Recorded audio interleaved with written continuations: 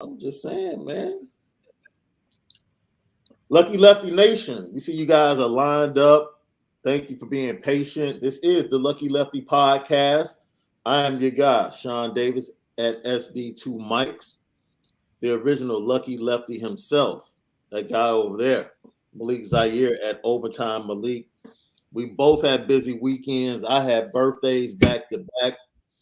Man, it's a crazy weekend for me, my brother. Before we get into this game, like Saturday was my mother-in-law's birthday, my wife's birthday. Then we had celebrations yesterday because we had to split those. And then today is my daughter's birthday and my parents' anniversary. It's crazy. Oh my goodness. This is all before Thanksgiving? This is every year. So your Thanksgiving is lit every time. Dude, from literally pre-Thanksgiving to Christmas is like I'm broke. Like I'm broke. Yeah, you was gonna be broke anyway because the holiday. And now you add on. Let me tell you this too. People that say Christmas gets easier when your kids get older, lies. See, you know, when they small, you buy them toys and you're good. Yeah. You know, they get to a certain age, they don't want anything. They just hit you up for the cash. Like, man, just give me some cash. Doesn't that hurt?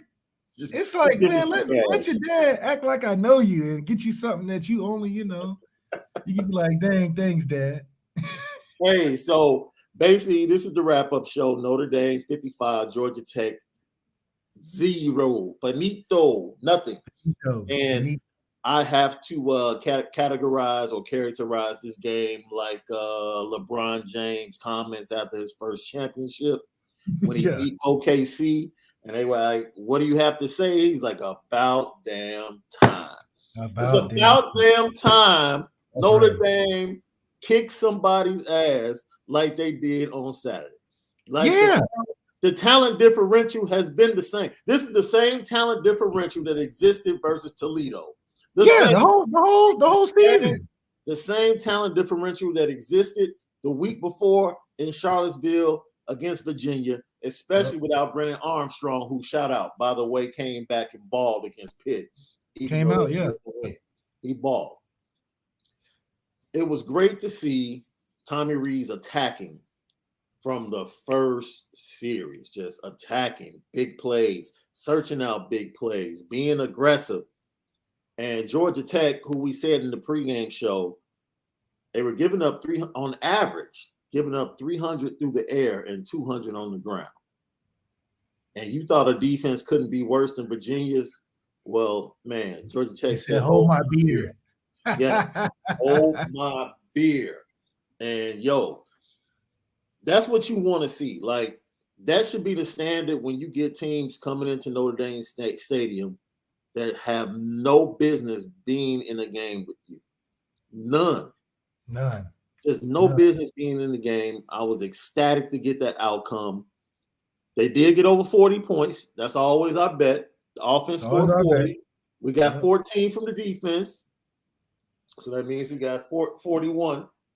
And it's a lot to be excited about. Like, we really don't have to spend too much time on the game because there's so many other things in connection with the game and what's going on around the country that we can get into as well. If you have questions, go ahead and line them up. We'll get to them. Let us know what you thought about the game. Let us know the questions that you have. Before we get started and dig deep into the game, my guy Rex Miles says, yo, you guys were awesome during the IB Wednesday show. That was off the rails great.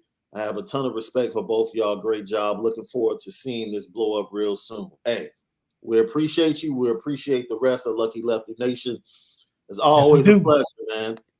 It's always a pleasure. Hey, it's easy to talk Notre Dame football when you're a fan and when you're a former player. You know, we're just talking about what we love.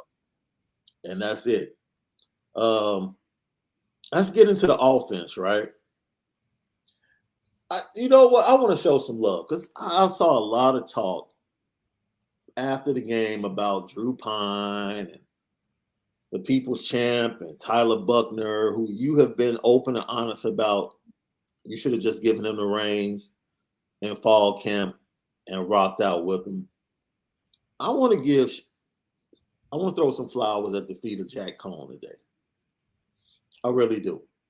Because I feel like coming out of the situation that he came out of, where Graham Mertz was chosen over him, when he outperformed Graham Mertz on the field and basically lost his job due to injury, he transfers in as a fifth-year grad student, wins the battle in spring and fall ball, and then goes through the, some self-inflicted, some things that happen. You can't blame anybody but himself. There were some issues with the offensive line early in the season, but the adversity that he faced and overcame, and to finally, it might have come against the softer part of the schedule, but to finally get himself together. And I think like to come back against Virginia Tech, after that, we saw Jack Cohn play at a level that, you would expect. He was a stabilizing force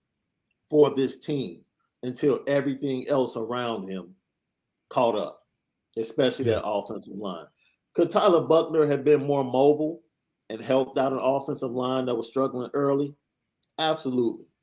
But, I give flowers, especially on senior day, to Jack Cohn, man, because he's a lifelong Notre Dame fan, along with his dad. And that had to be a dream come true to come in, play ball, beat Wisconsin, the team that gave up on him, 11-1 or 10-1, about to be 11-1 after Stanford, and then with a shot at the college football playoff. Kudos to him and everything he went through.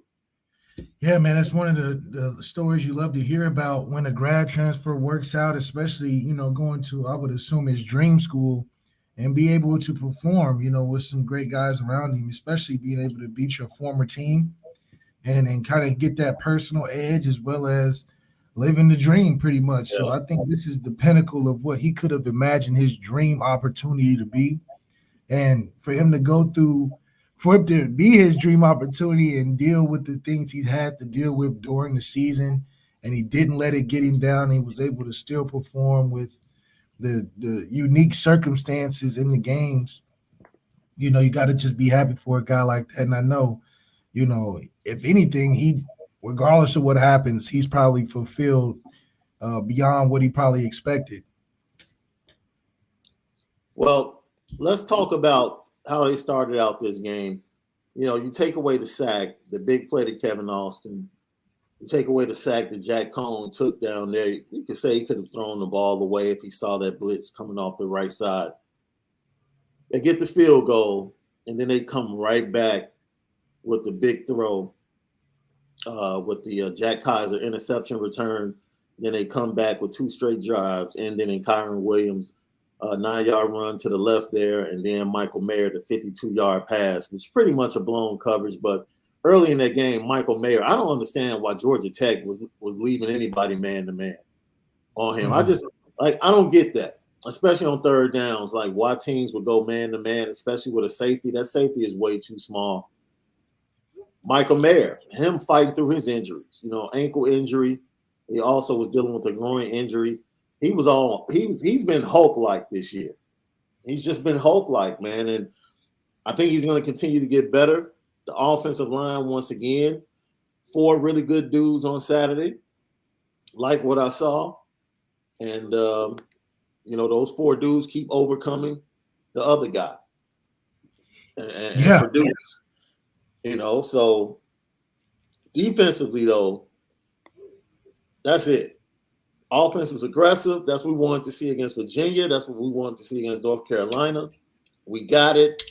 55 points total, 41 from the offense. Great job. Tommy Reeves, the rest of the offense. We'll get you your grades in a minute. Let's get over here to this defense, y'all. Can you tell me why watching film, because you believe Georgia Tech and Jeff Collins had to watch film, right, to prepare for this game? So they did see North Carolina and Virginia double team Isaiah Foskey, didn't they? Yeah. Right? I think it's because they was like, well, he probably slowed down and we're going to catch him with the one-on-one, maybe. Yeah. And all of a sudden, They're leaving this dude one-on-one backside with the tight end, not the tackle. Not the tackle. They're asking the tight end, hey, yo, block this dude. The dude that has double-digit sacks. That's pretty much the best pass rusher for them. Pretty much the best. Yeah, pretty much. Only speed rusher they have. Yeah, let's let the tight end block multiple times. It was like, yo, Jeff Collins is probably on his way out the door at Georgia Tech.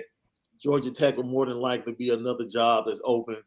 And I don't know about calling for the man's job now. Ooh, I see why all of these jobs are open, because as a head coach, if you've watched the two previous head coaches literally say this guy is not going to beat us and disrupt our offense, and then you decide to leave him one-on-one all day long. And it wasn't even like Marcus Freeman moved him around or anything. No. It's like, there he is. You know where he is, and you decide to block him with a tight end multiple times. Like, that's a fireable offense. That's just my opinion. I'm not calling for the man's job.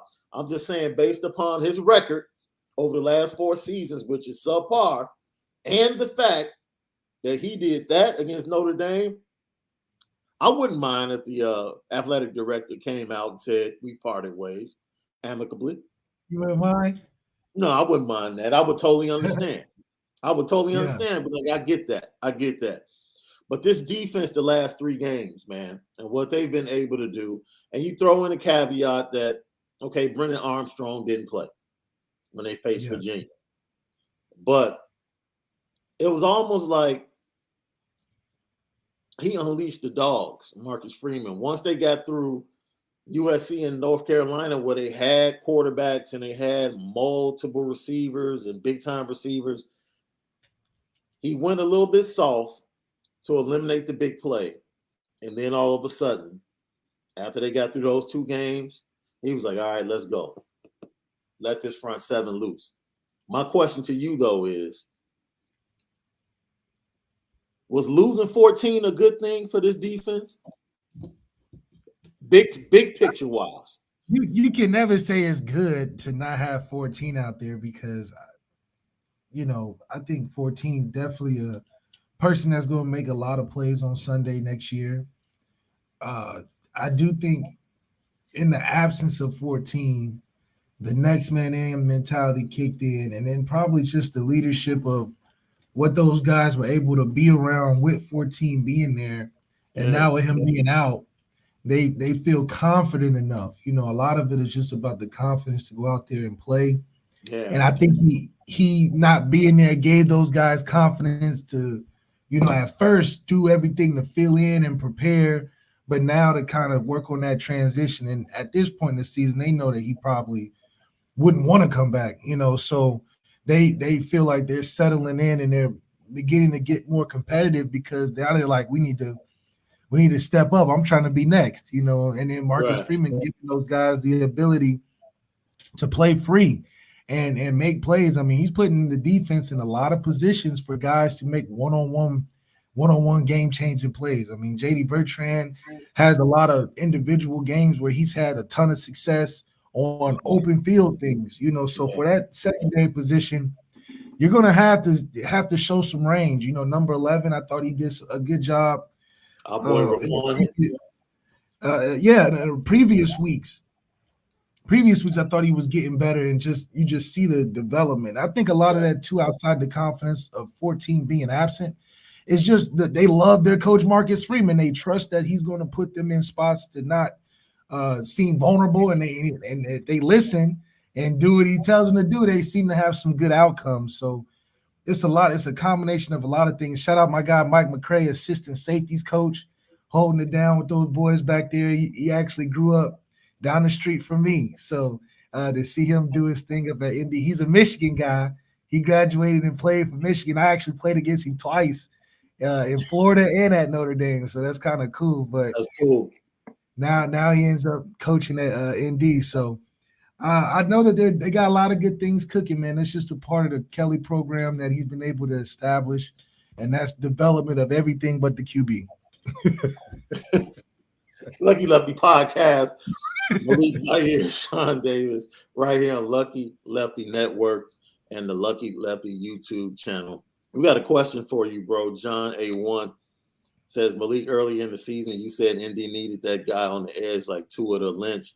As Foskey's level of play, put him in that category for you. Yeah, I think Foskey has established himself as a dominant force as a pass rusher. He deserves to go, each team to go into the week looking to find a way to answer for him, because Georgia Tech learned that if you just think you're going to do it singularly, especially without it being a tackle, you're going to have a long day, and he's going to be able to make his presence. So right now he's got the game plan of the other team. The other team's definitely game planning for him, and that takes a really good player to do. Is he a Chase Young phenomenal top 5, pick first rounder? I don't know. I mean, I think he's definitely a high 1 through 3 rounds, but do I think he's a bona fide edge rusher just yet? I mean, it's still yet to be seen. We still going against teams that we should be doing this to every week. But if he has a great game like he did last week against Georgia or Alabama, hell yeah. I mean, I will put my early money if he comes back, because he is going to put his name in the process for the NFL to find out. And he should. If he comes back, I think he'll develop into that, provided if he comes back, he's getting back-to-back double-digit sack seasons, in my opinion. Yeah. Because right now it's really one move, a speed rush. He has a little bend. He'll get to learn how to bend a little bit better, get a little bit lower, and then he'll probably add some other moves and some counters. If he comes back, he for sure will have that grade A stamp on him. I think he's known about on game to game week by coaches, but he's not talked about yet on that circuit of like a Chase Young just yet. But I do think from an intimidation factor is getting there. But next year he'll be there. I think it's easy. It's going to be hard for him to want to come back because you put up numbers like that. You want to test the waters. But in the event that he does, I think he'll have that. And why the development of players, you talked about that. It's so important to have 3 to 4 of these type of games, because you have 3 to 4 type of games on your schedule where the talent deficiency between, or the margin of talent between two teams is this much. And when you get those opportunities, those are the opportunities that you get reps for your youngsters, that you get the Xavier Watts, that you get a chance to watch Amon Henderson. You get a chance to watch an Audric Estime who came in on that last drive and was just like bulldozing cats. I'm like, why have they not been playing this dude in the red zone, man? Like this is your red zone back. Like this is a dude you put inside the 5-yard line. Yeah, I'm a big fan. And of course Diggs. So it's like you get to see these guys, and this should have happened early. Game 3, 4. Like when we're facing Toledo, we should have been up 30. We should have been up 30 points, and these youngsters should have been in getting that rep. It's the games like Toledo. The program has to get to. It has to get to that point where games like Toledo, it's like, yo, we're getting them out of the way quick.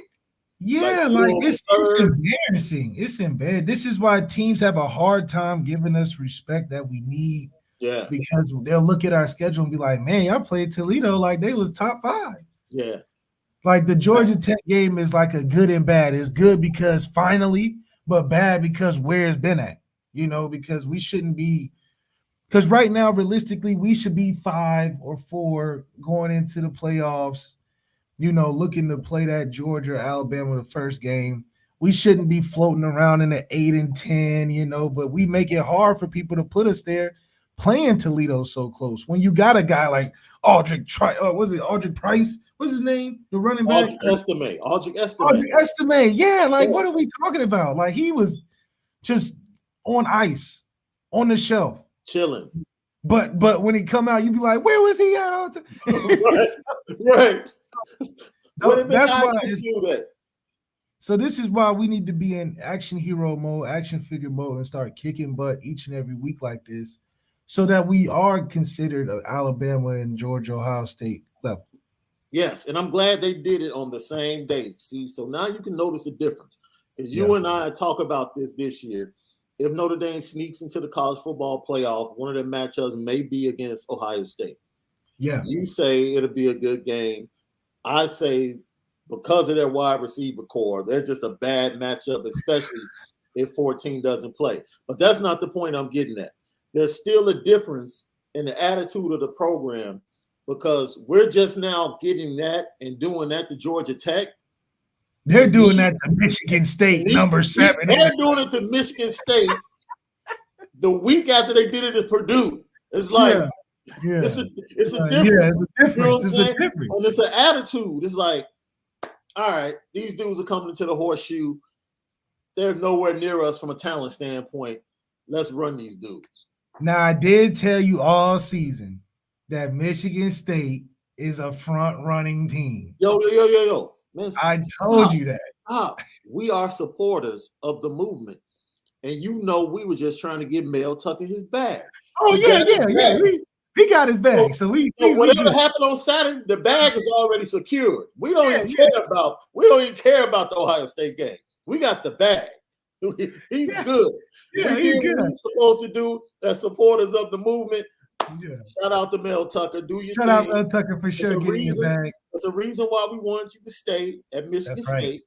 That's right. Stay there, do your thing. Keep whooping on Michigan. That's all we want. Yeah, keep whooping on me. Keep banging on Michigan. As long as he's banging on Michigan, we love him. Notre Dame fans will love him. As long as he keeps banging on Michigan. Just keep banging Jim Harbaugh. Keep banging on Jim Harbaugh. We good. That's all we want. Lucky Lefty podcast, man. We got some comments. Everybody's chiming in. This is good right here. Shaun and Malik, my guy Nolan Esparza. Shaun and Malik, does Notre Dame do what it takes to keep Freeman around, or do we all have to suffer while watching him lead? Yo, we were going to get to this in a little bit because, of course, now there are rumors. Brian Kelly has already been linked to USC. Now he's being rumored down in Gainesville, going to Florida. Oh my God. He wants to follow me so bad. Coach Kelly, Coach Kelly want to be like me? Come on, Coach. Why you want to go down there now? Yo. Anyway, I think Marcus Freeman, look, the history of just Notre Dame coaching, it's a hot ticket. You have a good year, you don't have people call you. That's just what it is. So that just shows the respect people have for the brand. Yeah, and then it's they come to bag our coaches all the time. All the time. So it's like he probably will, just because that's just the history of how coaches have been, unless he's guaranteed some type of transition to a head coach at Notre Dame. But it just happens. Like we haven't held on to a good offensive coordinator, defensive coordinator since I even can remember. I had 3 myself. So it's not a bad thing. That's just the nature of where the program is for coaches. Yeah, that's a hot spot. You get a chance to go Notre Dame, go, because you're probably gonna jump to another level the next year. It don't even take that long. So if anything, it'd be good for Marcus Freeman to have those opportunities, because he wouldn't have gotten that at UC as fast, or as whatever. But like I said, if he's at prime for the position of head coach, that would obviously keep somebody wanting to stay. Especially if Coach Kelly's getting all these rumors again. It'll be interesting to see why he wanted to do the SEC, because I don't think he personality fits with that type of group. He definitely fits the West Coast. Yeah, he would be more USC, Chip, like his distant cousin Chip Kelly type of thing. Right. But it's interesting for somebody like Coach Kelly's stature, who likes kind of like being in the prime spotlight. Yeah, for him to want to go somewhere else in college is kind of surprising, but who knows? All right, we got a couple more. Thank everybody for chiming in, man. It's a great conversation right here. Let's see. Rex Mikes. I'm sorry, I keep saying Miles. Rex Mike says, I would really enjoy watching Ohio State against UGA right now. No, you wouldn't. Look, I'm going to record, yo. A lot of people are different with me. Every year or every other year, you just have like that special team. They're just special. They just got the pixie dust on them, man. Yeah. Especially after what I saw, what Arkansas was able to do at Alabama. Oh, I was like, they running through Alabama. Georgia just got too much right now. They They just don't have. special, man. They're special. And Ohio State has 3 wide receivers. The only problem is everybody in the Georgia secondary can run with them. Like there is no talent difference. Like, there's a talent difference for every secondary in the Big Ten. That'll be CJ Stroud's only real test. Probably his next. Probably till he's gone. Honestly, yes, because he's not gonna have a collection of. I mean, if he can go out there and really put on a performance, something like a 6 touchdown like he did against Michigan State, he's a number 1 pick. Because that's a number 1 pick team you're playing against. That's the de facto, are you ready for this next level or not? Yeah. Because they got everything. They got everything and then some, and then they're mean. We're not mean enough to beat Georgia. That's why I don't think we will beat them. We're not mean enough. Rex, I see the other comment. Like, dude, it's not about the wide receivers. Yeah. Ohio State's getting dominated by the defensive line. CJ Stroud won't have time. All of those deep posts and all of that deep passing game, that's a wrap. It's not happening. He's not sitting back in the pocket waiting. No, that's a wrap. Because you saw him sit in the pocket versus Michigan State like it was 7-on-7. Like that was stupid. Like, come on, man. That dude was he's not going to be doing that versus Georgia. Dude, he was spitting 16 while throwing passes. He was laying verses. It was crazy. This dude, you know what I'm saying? Like the popping of the helmets of the offensive line and defensive line was like the drum and the beat. Yeah. And he was back there laying verses and just dropping time. It was crazy. He was doing so well, they wouldn't even let him break the record. They had to take him out the game. They like, oh, this is not fair. This is you got it easy. You're gonna have to do it on a different team, Man, it was crazy. I got Captain Dipstick. That's funny. That's a funny name. Captain Dipstick laughing at my ass off, and Tucker got his bag. MSU fans are already like, nah. Hold on, all that money. Whoa, wait a minute. MSU fans, all that money. Do you understand? Yes, all that money. Yes, all that money because y'all ain't beat Ohio State since when? I don't remember last time y'all really did. So all that money y'all was paying before, that money y'all was paying before, that's highway robbery. Yeah. So I think Mel Tuck at least let him dive into the bag a little bit. Let him get his recruiting in there for about it. He got time. He got that John Gruden time. So dude, he got he's 2-0. He's 2-0 against Jim Harbaugh. He's good. He's 2-0 against Jim Harbaugh. Trust me, Michigan State knows the level of their football program. So there's a level of acceptance. He has beaten Jim Harbaugh twice. Now, mind you, they didn't want to get drugged like they did. Nobody wants to get beat like that. Yeah, but they'll go to a nice bowl game. Play a Oklahoma, maybe, The program was surrounded by scandal, was in the dumps. He's resurrected. That takes a big paycheck to resurrect the team out of that. No, that paycheck was all about keeping him there. Right?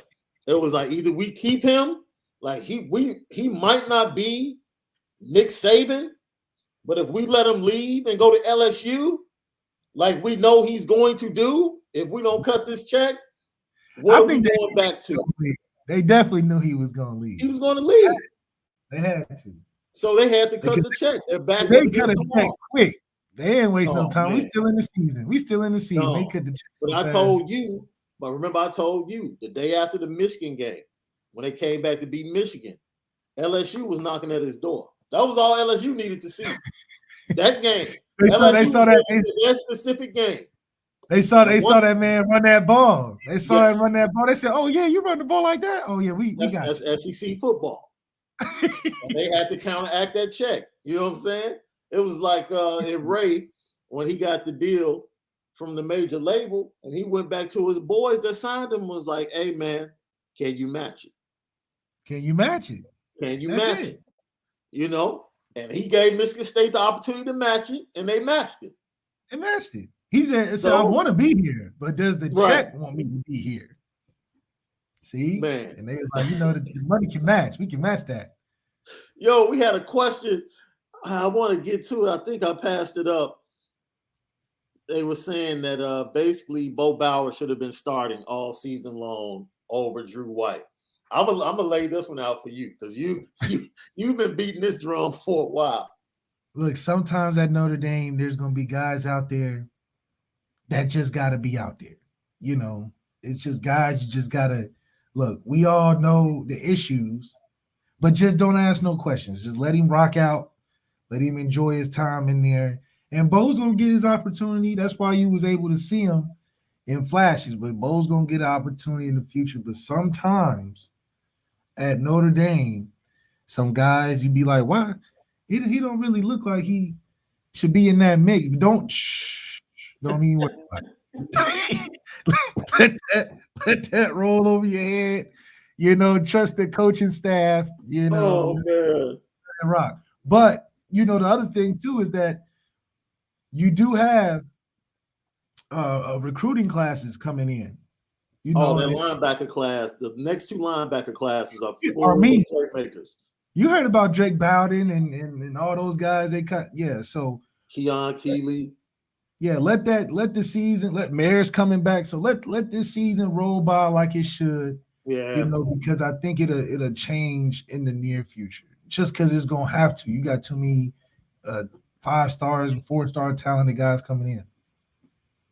I think the biggest takeaway from that game, maybe not the biggest takeaway, but the best moment of that game was the Foskey strip sack and that cat Myron picking the ball up, knowing everything that he's been through from losing his dad before the season, having to go to Hawaii, bury his dad, become captain while he's there, fly back, get ready for the season, lead this team, fight through injuries.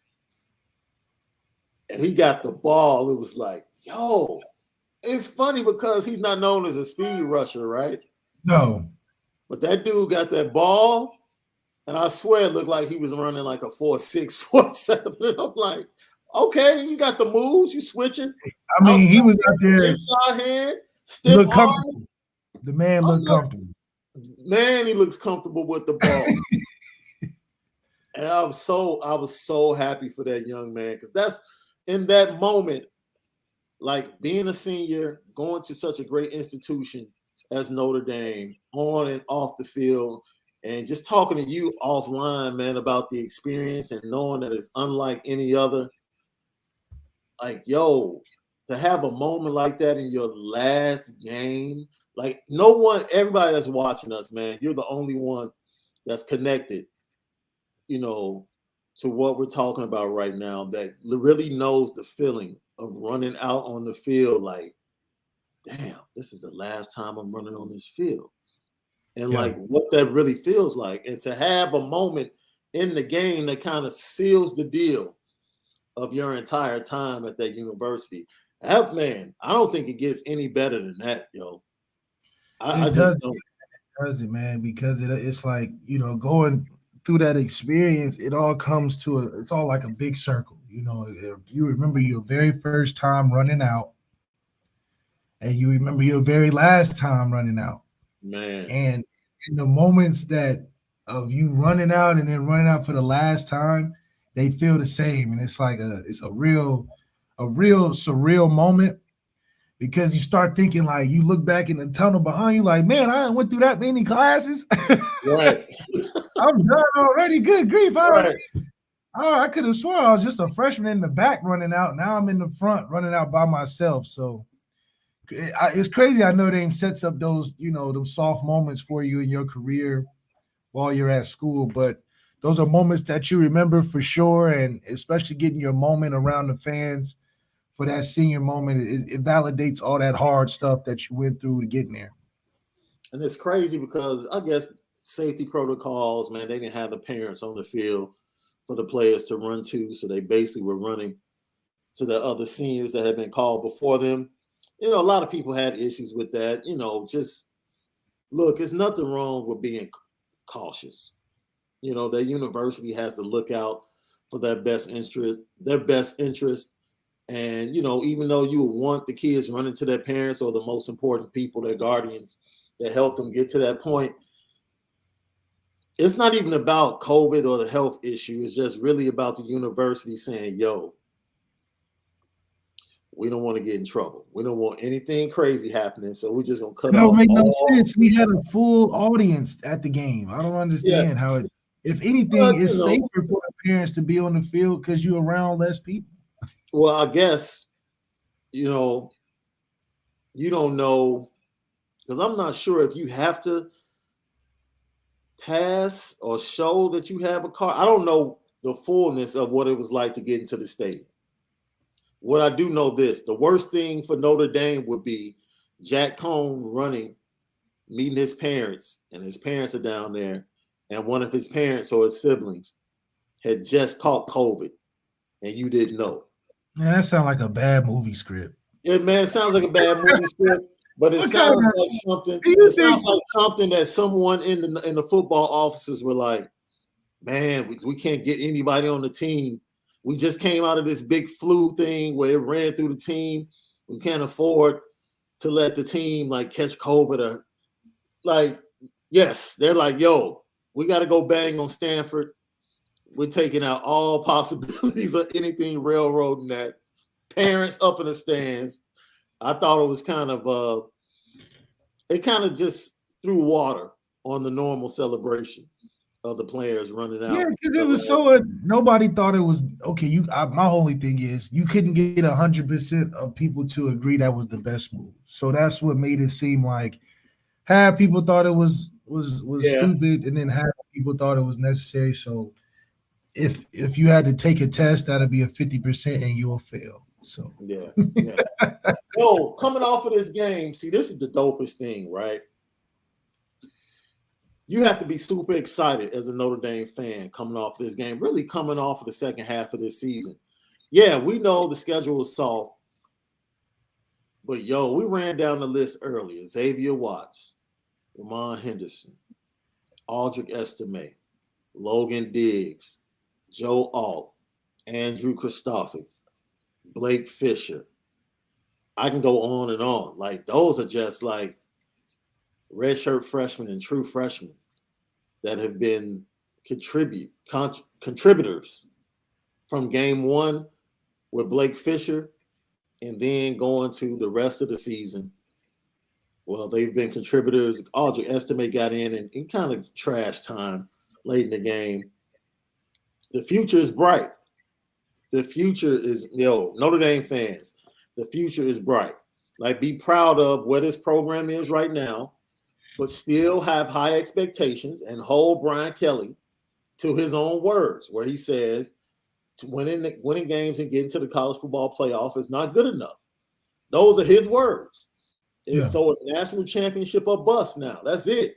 So that means, like, whether we make the college football playoff or not, if we don't, that's on Notre Dame. There's no way we should have lost to Cincinnati. They shouldn't have been losing to Cincinnati. It should have been a coronation in Palo Alto next Saturday. Literally. 4 quarters of banging on Stanford, and your invitation to the college football playoff would have been right there as the clocks hit double zero. That's facts. Facts. That's the way it should have been, and you would have been in the game probably with the best opportunity to win a semifinal game in all the times you've gone to the college football playoff. Next season now, the schedule, man, CJ Stroud is looking you dead in your face. Game one. That's what we want. Okay, but that's how you go from transitional to now we're serious. Now we're that we damn near might win.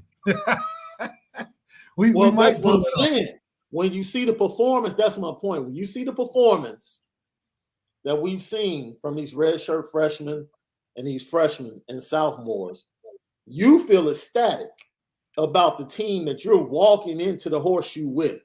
Like, oh, word? Okay. Because I can tell you this, based upon precedent, about going in next year. Based upon precedent, one thing we know for sure, that Ohio State secondary is going to be trash. It's been trash the last 3 years. It's been trash. Okay, listen. I don't know about trash. Well, it's not trash. It's not going to be like Virginia, Georgia Tech trash. They have talent now. What trash would you? I mean, not what would you Bro, compare it level wise? Would you Purdue, say? don't get it twisted. Don't get it twisted. Purdue turned the ball over 3 times in the first Yeah, half. That they did. contributed to like that big lead. And they still came back and put up over 30. Like Notre Dame is going to move the ball on Ohio State. That won't be the issue. Yeah, we'll definitely move the ball. The issue is going to be holding that cat CJ Stroud down. That's it. I'm not even worried about Trayvon Henderson and the running game. We'll take care of the running game. And he's going to be coming into the game with a whole new list of wide receivers. Like Olave, gone. Garrett Wilson, gone. But a lot of it too is that Ohio State also plays teams that similar to us, where they're just so much better than before they even step on the field. You know, they just outpace. They outpace. So my whole thing with us is that we'll have the opportunity to play and go toe to toe with Ohio State. It's going to come down to who is our game changer, who is our de facto person that's going to go in there and make it happen. Because that's what it's going to come down to against Ohio State is who's going to make that 3rd and 9, who's going to make that last 2-minute drive, because we know we can go back and forth with them. With Georgia, I don't think we can go toe-to-toe. But with Ohio State, we can definitely go toe-to-toe, at least give us a chance to wind it down to the last couple drives. You talking about next year? Or you talking about this next year? Or this year? This year, I think we have a. Next year, I think we're coming away with the dub. I think Marcus Freeman will give us a chance this year. This year, he'll give us a chance to be in position, but we will have to play perfect on offense. That's my opinion. Yeah. I don't think Ohio State's defense is as good as it's been when they had like Joey Bosa and them boys, but we will have to play a perfect game on offense, and I think our defense will hold us within at least 10. They'll keep us at a 10 distance, but we'll have to close the gap and make up for like 14 points, and we could do it. I trust the front 7 of our defense. Yeah, to cause because I mean, Michael Mayer's a mismatch for Ohio State. Well, Michael Mayer's a mismatch for everybody. That's what I'm saying. So we got, we got some guys, and Kyron is going to be effective. I'll be honest with you. Our entire wide receiver core is a mismatch because their DBs are bad. Listen, their secondary this year, they're bad. You're taking it too far, though, bro. Trust me. You said our whole receiver core. Kevin Austin will be. That's one person. That's one person. Wait a minute. Kevin Austin will be able to get open. You know how I feel about Zoe. You already know how Zoe's a problem. We lost our guy Lawrence Keys. I thought that was our guy. Dude, we're good. We're good. If they give Jack Cohn time to throw, which is going to be the thing, because I mean they still have guys in the front 4, Garrett Haskell and guys like that. They can get it done. They can rush the quarterback. They can make plays, but they're a defense that they want to create turnovers. That's what they want to do because they can't line up they're totally different than Georgia. What Georgia can line up every down and say, we are shutting down whatever play you call. It doesn't matter. Yeah. Doesn't matter. The formation, whatever. Our DBs are better. Our linebackers are better. We just better. Yeah. And we go too deep. It's not like it's just the starters. We go too deep. Yeah, we get tired. We got other guys ready. Right. It's crazy. Ohio State's not like that. Ohio State, especially linebacker in the defensive backfield, light in the pans, small. Yeah, the only thing they're deep in is running backs. Yes. That's fast. It. So fast. They got the speed. Defensively, if you can be patient, dude, you can make it happen. I can tell you one thing. Kyron Williams is not – if Kyron Williams plays Ohio State, they're not shutting him down the way they did Kenneth Walker. I can guarantee we have a better offensive scheme than Oregon. So I know we can move the ball and run if we need to, but that's what I'm saying. We have guys that Ohio State don't got at good Yeah. positions, at running back, tight end. Yeah. We got, we may not have a quarterback that's better, but our Ohio State O-line doesn't have a Foskey. Ohio State doesn't have a doesn't have a Foskey. Foskey. He doesn't have Foskey. So And if we that's play, I'm assuming 14 plays. No, yeah, he would If it's in the want playoffs. to. He should want to, for sure. But at the end of the day, the difference between us and Ohio State is attitude. They coming out like they come out every week. They looking to get 50 points and shut the team down. Yes. Us, we just gonna make every game real dramatic, Super Bowl like, on the edge of your seat, but unnecessarily. We do it unnecessarily. Brian Kelly, after the game, talked about how the perception of needing to impress the committee, right? And once again, he pointed back to the Virginia game and how he felt like they had control of the game. And I'm like, Brian, you keep missing the point. It has zero to do with whether or not you felt like you controlled the game. Yeah. Nothing to do with that. Like, dude, don't have an attitude of, man, I'm going to take it easy. For what? For what? That's a discredit to your whole roster. Yeah. Like, every man, go hard until I blow the whistle. That's what they teach, right? Keep playing until you hear the whistle. That should be the same mentality for the program. We walk on this field, man, go at them until we pull the reins and say, okay, that's enough. And I think that's what they did on Saturday. And they pulled the reins, man. They probably pulled the reins halfway through the third quarter. But they kept being aggressive. They kept putting their players out there, giving them opportunities to make plays. They had opportunities to score touchdowns, but they had some penalties, some mishaps. Yeah. Hey, your boy Tyler Buckner has some work to do from the pocket. But that's what I'm saying. Of course he does. We put him in there with these draw but the sand type of plays and let him go out there and run like a running back. And that's not experience. That's not development. That's using him for plays. That's like, hey, just come stand in here and do this route real quick. That's not all right, we're going to develop. We're calling this play for third down because they're showing us this look. We're looking to hit this guy right here. That's a Jack Cohn week. Tyler Buckner's week is, all right, we call you in there. We're going to run this little package. Right. We're going to run right, run left. You don't have to read nothing. You just do it. Just run the play. Get in there and make a play. That's not development. So then when you get into panic mode and you throw him in there and be like, all right, let's read this play on third down. They're running quarters. Give me something that we're looking for.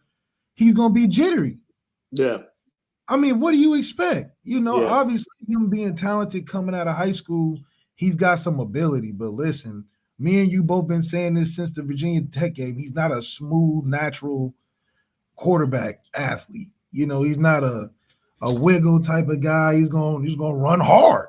He's gonna get them yards. You know what I mean? But is he developing at a pace where he can control a game like Jack Cohn? No, he wasn't even close this year with it, and unfortunately. So yeah, next year I'm not surprised if Coach Kelly has another quarterback competition with 5 or 6 QBs because they're all half-finished products.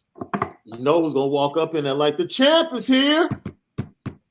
That's that cat Drew. But the sickest part about it is he's going to be not far away from where the guy that they want to start anyway, because he's only going to be 50% ready. That's an easy way to make up 50%, then make up a whole season in 100%. So right. Maybe he's setting it up. Maybe he's setting it up for that. Who knows? Right. Oh, Lucky Lefty podcast. Shaun Davis, Malik, Zaire, wrap-up show. Notre Dame 55, Georgia Tech, Benito 0 on Saturday. Yo, man, I'm getting old, right? I'm watching TJ Yates' son play football, and I'm like, yo, what in the world is going on? Like, people I watched play in college have kids that are playing now. But you have to love the game, man, and the way it's passed down. You see things like that. you see the Rudy moments, man, where everybody gets to get in and get a snap, whether it's holding the ball for a field goal, place holding for a field goal, or whether it's not just getting a snap and handing the ball off to Audric Estime. It was just good vibes, man, going around Notre Dame Stadium the entire day. Let's be honest, right? Let's be honest. Going out to Palo Alto, man, trying to finish off a season we've had some mishaps. Notre Dame's in the same position. Notre Dame has had some mishaps. I'm not gonna be surprised if we make this a super hard game, harder than we need to game. I'm not surprised. I wouldn't. And I'm like, if you really been watching Stanford, they beat Oregon, and then the rest of the season has just been. So you have to know this is going to be a game that they're going to be up for, right? Like, yeah, they go like they know what they. Come on. They ruined our season. They ruined our season in 2015. Yeah. So we joke about this being, or people talking about this is one of Brian Kelly's best coaching years. This is a coaching moment this week. Yes. This week. Can you pull the ship into the dock? Yes. That's it. Yes. That's it. You don't have to do nothing. That's perfectly said. Put it in there. Because it's not easy. It's not going to be easy. It's not easy. People don't, man. Docking a ship is not the easiest thing. Taking off is just like taking off as a pilot is much easier than landing. Yeah. You know what I mean? Taking off is one thing, but landing this bad fella, that's a totally different beast. Yeah, we just need you to land it. We don't need you. You did the trip. The trip went great. Right. Just bring us home. Just what they say, turn the lights on. Everybody put your tray tables up. Right. Put the drink coming around one more time. Just guide that thing in there. That's all we gotta do. We are starting our descent into the college football playoffs. We'll be there next 15, 20. Just pull your seat up. We're gonna be there. Right. Just man. Right. I just know it's gonna be tough. It's just gonna be tough because our boy D-Rock Iris says, BK, let's not hit this freaking dock. Let's not hit the dock. Seriously. Because I know it's gonna be rough. You know why? Because our mentality is just so, give everybody a chance. I just feel like that's our thing. Let's see how good they can be. We'll test them, let them hang around, and then we'll just finish them at the end. No. Right. Go in there because Stanford gonna give us their best because they got matchup problems for us every single year. Every single year they have a giant ass tight end. Yes. And they can run the ball. Like they're not gonna go away from it. And David Shaun knows that. He's like, look, we're gonna go away from the run because we have nothing to lose. So we're gonna make this a close possession game. We're gonna run that thing and we're gonna see if they're gonna withstand the rain. That's it. But them beating Oregon shows you they can do it. They can beat us. Right. But man, we don't have a great track record going to California either. Yeah, man. That last game up at the farm, always it's like something crazy is about to happen, man. It's about to happen. Nolan Esparza again says, I can already feel the tough to win, gritty speech coming after another nail biter. You know it. Y'all, he's already writing it out. He's setting it up this week. Watch the press conference. He's going to go in there.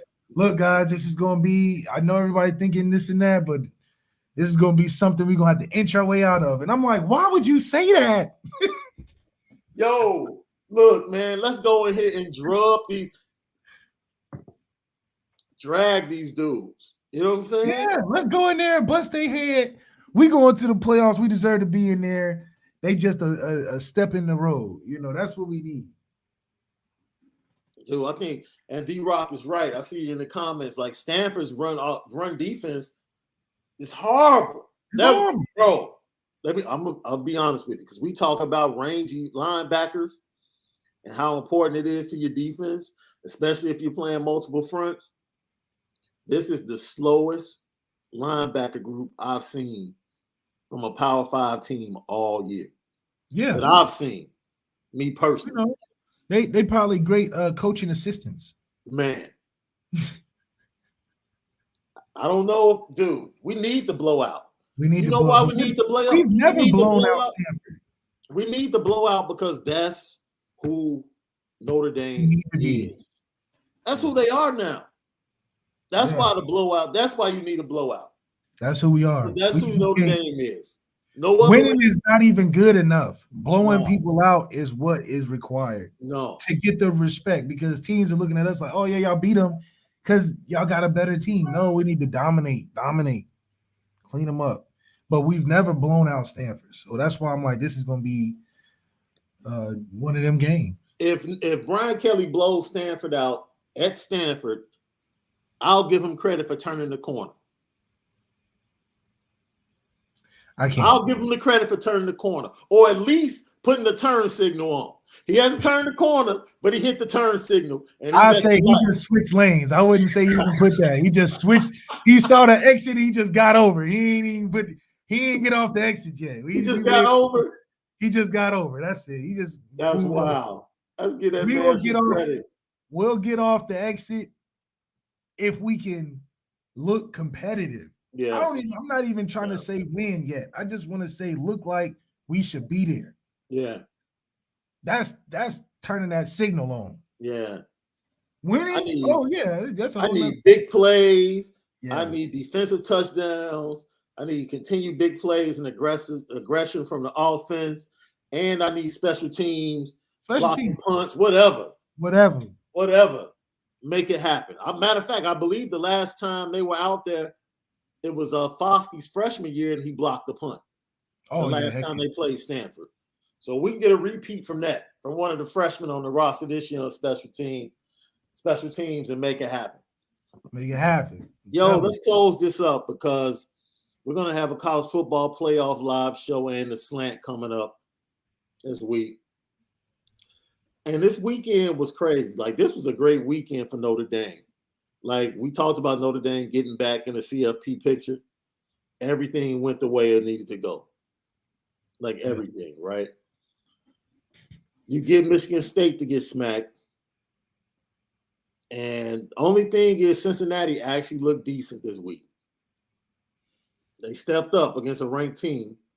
It was a ranked team in their own conference, but they stepped up. Now they have to play Houston back-to-back weeks, pretty much, which will be a tall task for them. Arkansas takes Alabama down to the wire in Tuscaloosa. And then on Saturday night, dude, if you think Notre Dame, the job that Utah did on Oregon, man. Utah's one of those teams, too, that'll get you, like a Purdue. They just, man. Oregon's going to get that rematch, too, but they have 2 losses. So 2 bad losses, too. Oregon lost at home to Stanford. Oregon should drop bottom 10. Yeah. Notre Dame more than likely will be at 6 in the CFP. Yeah. And then Cincinnati we will make it before Cincinnati does, in my opinion. It doesn't make a difference. If Michigan, if they end up at 6 and then Michigan and Alabama lose, if Alabama loses in the championship game and Michigan, they're still going to make it. If Alabama has 2 losses, so they're going to put Cincinnati over Alabama? No. If Cincinnati wins out, they're in, regardless. I'm talking about Notre Dame. Over who, though? Us? They wouldn't dare. I'm telling you. The college football playoffs will not put no.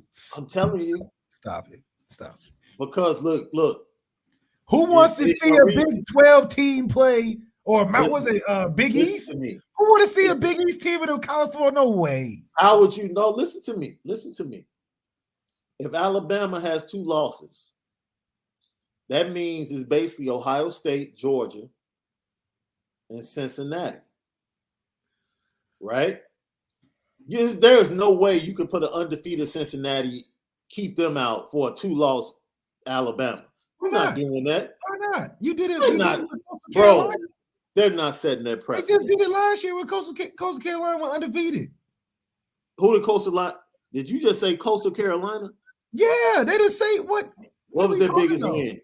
What was their biggest win? That trash quarterback that's playing for the Jets right now. That dude. That's who you talking about? Man, listen. The college football playoffs committee, they're not gonna put Cincinnati in over us. How can they do that? No. I'm telling you that if Cincinnati wins out and Alabama loses, listen to what I'm saying. If Alabama loses, they'll go to 4. No, Alabama's out. No. Why? Because I'm telling you, the committee is gonna look at that and say, dude, they just played Georgia. We're not gonna make Georgia play them again. They did for the this is the Alabama Invitational. Not this year. Not this year. You're telling me they're not going to invite Alabama to the Alabama Invitational? I'm telling you now. Tomorrow, if Ohio State jumps Alabama, then we know the committee is paying attention. Right? Because it's week to week. That's what they've been telling us. After you watch telling us that, but right? You watch Alabama and you watch Ohio State last week. Who's the second best team in the nation? Alabama. You're out of your mind. Alabama doing this for 10 years. Right. We're not talking about 10 years. We're talking about 2021, week 11 of college football. After you watch Ohio State and Alabama play their opponents, who's the second best team in the nation? Ohio State didn't score the second half. Say what? They didn't score like that the second half. They scored 49 in the first half. Are you serious right now? And called off the dogs in the second half. Serious? I know, because they could have scored 100. I know they called off the dogs. Are you kidding me right now? So what I'm saying is Alabama didn't do no different. Come on, Alabama won everything they're supposed to win. Yeah, they lost to Texas A&M, but Alabama, this is the Alabama Invitational. If they lose, just like they did a couple years ago, they'll lose, they'll drop one spot because they're like, Cincinnati can't hold Alabama's jock strap. That's not the point. You have to have competitive games in the playoffs. You think they're going to put Cincinnati versus Georgia in? Come on. That's not the point. And somebody pointed out that Cincinnati went undefeated last year. Cincinnati only played 9 games. They played themselves. They started late. That's on their conference. Their conference played them last year. So beating SMU doesn't mean anything. Oh, I agree with that. But beating Houston twice will mean something. Houston's not even ranked. Are they ranked? Yes. Is Houston what, top 20? No, I think Houston is like in the top 25. SMU was 20, 25. So you're giving that credit over Bama, their schedule. I'm telling you, based upon what I've read and who I've talked to at the Wide World Leader in sports. The Wide World Leader. I'm telling yes, Houston is in the top 25. I'm telling you what I've heard is that Alabama has to win to get in. This is the year. If there's going to be a year that a non-Power 5 gets in, it's going to be this year. And you know why? You know why? It's going to be on the backs of the brand of Notre Dame. Plain and simple. The brand of Notre Dame is big enough to get a non-Power 5 team into the playoffs. I don't know because I'm just telling you. But look at how they already did Cincinnati previous weeks. They gonna have a change of heart that much. They already put them. They look suspect. What are you talking about? But this the same team. It's the same team. Dude, they had to recover an onside kick to beat Navy. That's what you I'm know talking how bad that Navy competed. Navy completed 4 passes in that game. 4. And you're telling me that team and you're telling me that team will be over Alabama. I lost Alabama, absolutely. An undefeated Cincinnati. The team that needed an onside kick. I'm telling you. Versus Navy now. Yes. We played Navy. Yes. The team that needed an onside kick versus Navy will get over Alabama. Alabama had recovered an onside kick to beat Florida. And Florida's SEC trash. this year. Florida's beating the heck out of Cincinnati. More than likely on a neutral. Well, no, not this year. Not with the quarterbacks they have this year. No, I would give Cincinnati. Stop acting like Cincinnati didn't go toe to toe with Georgia in the Peach Bowl. Stop. Oh my God, was Georgia trying to play? Stop. Georgia. Okay, now if we talking about last year, right? So Georgia. I said last year.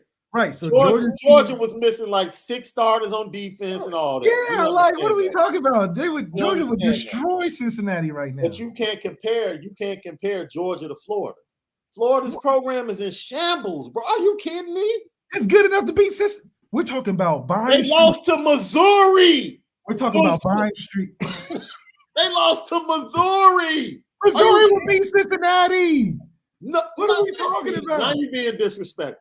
Oh my God. Missouri is not beat. You do understand by being this disrespectful, you're really throwing dirt on Notre Dame. You do understand that, right? We're not throwing dirt on Notre Dame because we all know that we played Notre Dame. Based upon what you're saying, Florida would beat Notre Dame. That's what you're saying. No. We're not talking about Notre Dame. We know the Cincinnati game versus us. We know we're good to give away a game. You know, we're good for that. I mean, we played Toledo close. That's not them. A team's beating us is not saying much. It's not saying a lot because it's like we play everybody close. Yeah. That one loss could have been Toledo. So it's like it really could have. It really could have. We could have been Florida State week 1. Yeah, we give away one game every year. But if we had to play for the money, Cincinnati is not beating everybody that y'all talking about. They not beating Florida. They not beating Missouri. We talking about a basketball school. Malik, you're non-Power 5 hate. You're in the leaders right now, dude. We're talking about the pinnacle of college football. You real college football bougie right now, bro. You real college football bougie right now. You need stop. I'm being objective. Let's think about this critically. Let's think about this critically. Okay. This is not your father's non-Power 5 squad. Let's be real. Let's be real. They have two first round or second round lockdown DBs. 2 non-Power 5s don't have that. Non-Power 5s don't have that. This comes down to a simple equation. We know if Cincinnati gets in, they're going to be number 4. We know if we were to get in, we would be number 4. Either way, that means we're playing Georgia. Do you think that we'll play Georgia better or Cincinnati will play Georgia better? That's the question. That's why I say this, because that's what it comes down to. Who's playing Georgia better, us or Cincinnati? And I'm going with us because Georgia's going to do the same. You can go with us. Georgia's going to do the same to both of us. That's the point. We would fight hard. That's the point. What are we talking about? What are we talking about? That's not about the proof. We're talking about that. If Notre Dame plays Cincinnati again, Notre Dame should win by 10 points. Yes, easily. Yes, for sure. Good. So it's not a debate about who's better. It's not a debate about who's the better team. But if we play Georgia, they're both getting smacked. We'll be closer though. It's still a smackdown. It's still a smackdown. So okay.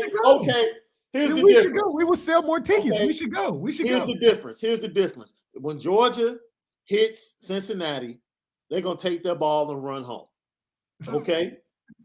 And when Georgia hits Notre Dame, it's going to be like LeBron hitting Isaiah Stewart last night. They're going to cut our eye, and then we're going to be infuriated and act like we really want to squab. When the truth of the matter is, like, no. We didn't win. Yeah, we knew we didn't win, though. So. You don't want none of that. You really don't want any of that. So, okay, Notre Dame will show more fight. That's what you want to hear? Yeah. Notre Dame will show more fight. So, Notre and we will sell more tickets. And we'll sell more tickets. Trying to fight through everybody, looking like Steve Austin coming down the runway, jumping into the ring. That's what Notre Dame would look like against Georgia. Okay. Yeah, that's and you know what that's called? Entertainment.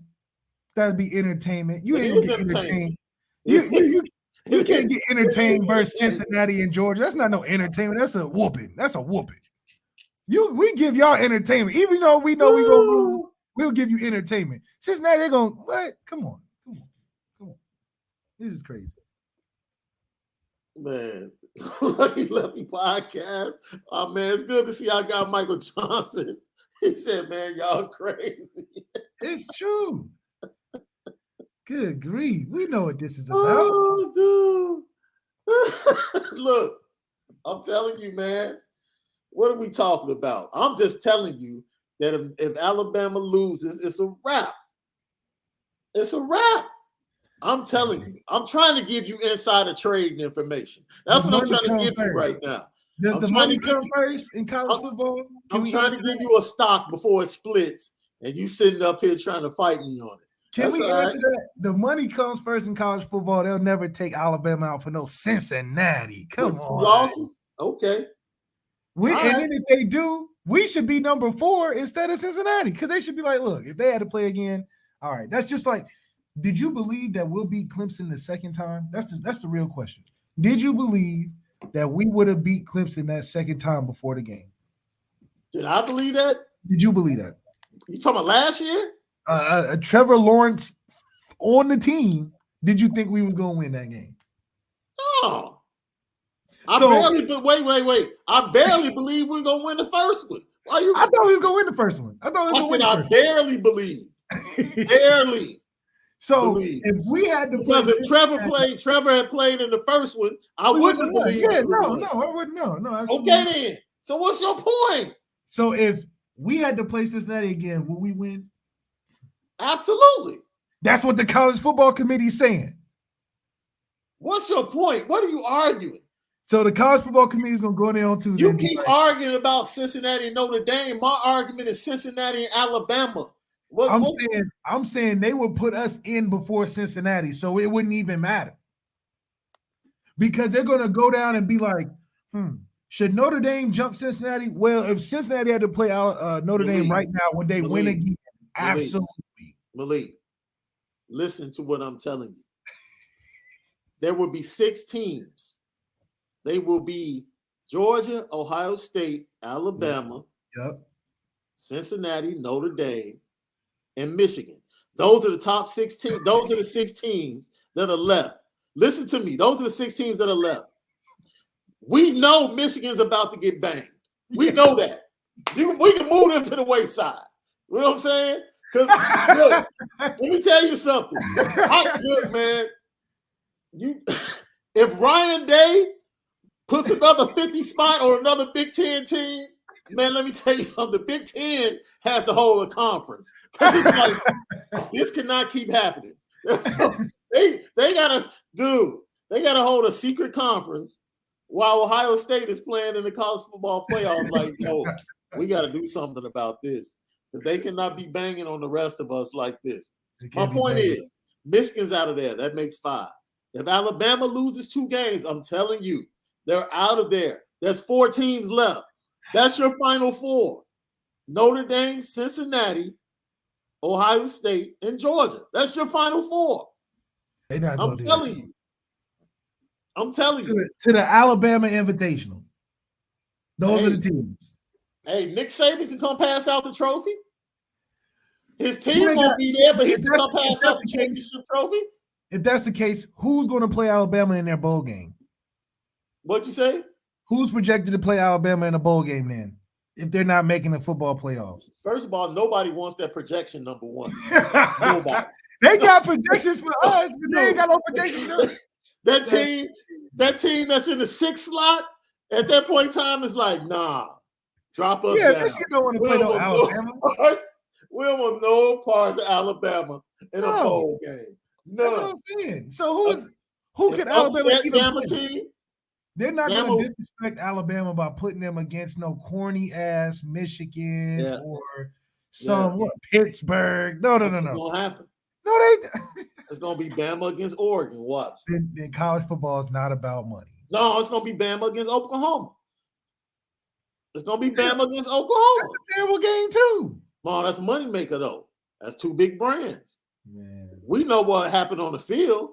Nick Saban going to have to talk to you, man. Say it again. Nick Saban going to have to talk to you, man. He got to talk to me. He'll be like, what is this? What is this selection process going on? Nick Saban has the same problem that Brian Kelly has. He has to look his players in the face and say, "You shouldn't have lost to Texas A&M." That's it. You shouldn't have lost to Texas A&M. If you don't lose to Texas A&M, we can go to this championship game and lose and be good. Oh my goodness! But because y'all cats wanted to lose to the Aggies, that lost to the Arkansas Razorbacks, now we're in this position. This is crazy. Hey, I'm just telling you. I'm trying to give you inside information. This would be good for Tuesday. This would be good for Tuesday. We'll see what happens on Tuesday. Well, who is this? Searcher Green says Bama's going in as the SEC champs. And I believe Searcher, you said something else, Searcher Green 9. You said something about Kirby Smart. Let me tell you something. Mike Ditka was one of the worst head coaches ever. But there was no way he could mess up that 85 squad. No way. There was nothing he could do. Nothing. There's nobody that can mess this team up. No way. No, Kirby Smart can't mess this Georgia team up. He can't. I'm telling you. Lucky Lefty Podcast, presented to you by Onora Whisky, featuring Onora Whisky. Go to OnoraWhisky.com. It's that premium American whiskey, something to sip on as you watch the Fighting Irish each and every Saturday. Look, man, I'm telling you, people, we've been saying this for how long? We've been trying to tell people how special Georgia was for how long? Yeah, Georgia, nothing can mess this team up because they just built too good. Like, let's just be serious. They just built way too. So, because the thing that could have held them up this year was the quarterback situation. Yep. That's so they so good. They got the quarterback looking like a Heisman candidate. And this is a kid that just walked on the team. So, yeah, this is one of them teams where it's like we just might as well give them the trophy now. I felt like that with LSU and Joe Burrow that year. They just had it. Way. They just had it. It wasn't nothing you could do. They just had it. It's the same way. Felt the same way. And after all, this is the crazy thing.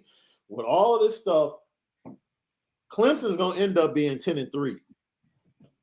With like they losing their bowl game. I feel like they're losing their bowl game. They might 10-3 with a close game against Georgia. They have played the closest game that Georgia's had all year long.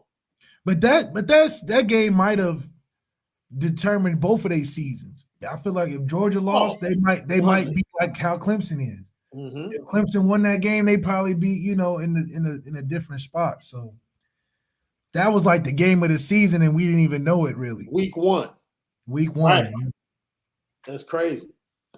Matt Anderson says, could Brian Kelly mess it up? I don't know. Mess what? Stanford? Mess what up? There's nothing to mess up, really. He just gotta, do what he always does. He don't mess up until we get to games that matter. And the games that matter is the only game that will matter this season, and that's Georgia. Yeah, because we definitely beat teams that we're supposed to beat. Yeah, he do his job. Shit. Coach Kelly do his job, boy. He do his job. Oh, I see. Chief Brody said he clarified BK could mess up this Georgia team. Nah. No. Nope. Well, it's nothing bad about it, but it's like nah. Coach Kelly don't want nothing with them, man. I don't want nothing with them. Not this year. Nah. Like because every 2 or 3 years you just get like a special team. Like the team is just special, man. Because like, what are you gonna do? Like, my thing is, if we played them, what are we gonna do? What are we gonna run it? Are we looking to run against this team? No, I don't think so. Tommy, that would be. I would love to be in the room with Tommy Rees watching film, trying to figure out. Because like Michael Mayer is a mismatch every time we face someone. He wouldn't be that game. No. Because they have Blake Bowers. And Blake Bowers is blitzing the SEC. That means they face him in practice every day. Every day. Michael Mayer wouldn't be a mismatch. He would just be a good player versus another good player. Like, man, we see him in the SEC all the time. Like, either we can cover him with our linebacker or we'll put our best safety on him. They would have an answer. They would have an answer for Michael Mayer if they would be like, we got to take away their best thing. I feel like they could take away Michael Mayer just on the strength of them being really good. So now we just down to Kyron and Kevin Austin, and they got tall DBs. Right. So it's tall, not fast like, DBs. yeah, it's not like he's just gonna be. I mean, I don't know. It's just a evenly. They slightly got an edge with aggressiveness over us on a paper level. Chief Brody, if Saban were coaching this ND roster, is he winning the title? The He have a mindset would different be totally quarterback. different. Yeah. You have a different quarterback there. Quarterback, the mindset would be different. Jack Cohn wouldn't transfer to Notre Dame under. No, He'd be like, Nick Saban wouldn't even offer him. he wouldn't even offer him. He wouldn't even look Jack's way. That's the difference between Nick Saban and Brian Kelly. We give Jack Cohn, and it's not that Jack Cohen's not a good player or nothing. It's that Nick Saban wouldn't pick up the phone in that situation. Yeah. Because he's probably getting the number one quarterback in the world or something as a freshman. Yeah, he's just different. Now, if you're talking about like he has the exact roster to start the season, I still think the attitude would be different, and they beat Cincinnati. Oh, yeah. Losing that at home, no. Because look at what they did to Arkansas. Arkansas got close, and they ended up finishing off crazy. Like Bryce had almost 600 yards. Like, what is that? Yeah. Bryce Young or CJ Stroud? I like CJ right now. CJ's in the lead. I think he's at about 6-1 right now to win the Heisman from an odds standpoint. I wish they would have let him rock out that Michigan State game. It probably would have been better odds. Dude. Because he probably would have had like 9 touchdowns. They would have had to damn near fire Mill after that one. 9 touchdowns? They were on their way to 100, bro. I'm telling you. At least 70. At least 70. At least. And that was before the third quarter. That was – and it wasn't like – I think Michigan State had 1 turnover in the first 2 quarters. So it was just like – insignificant. It's just not enough. And I'm going to show respect to you. It was like you on Madden. When you get – you know on Madden, because this is every video game. You find that one play that you can run over and over again. That's what it felt like. That's what it felt like. It was like they running the same play. Oh my goodness, because this shit is getting out of control. So we had our college football show from 1 to 3 on Saturday. No, from 11 to 1. I'm sorry. On Saturday. I'm doing updates, top 25 updates for the show. I'm reading the update about the Michigan State-Ohio State game, and by the time I finished that game, they had scored again. I'm like, yo, Michigan. I'm like, Ohio State leads 35-0 at the Horseshoe. Oh, make that 42. Like, literally, like. Yeah, couldn't even finish the update. They had just hit another big play. Yeah, to get back to tweeting them, man. Right, right.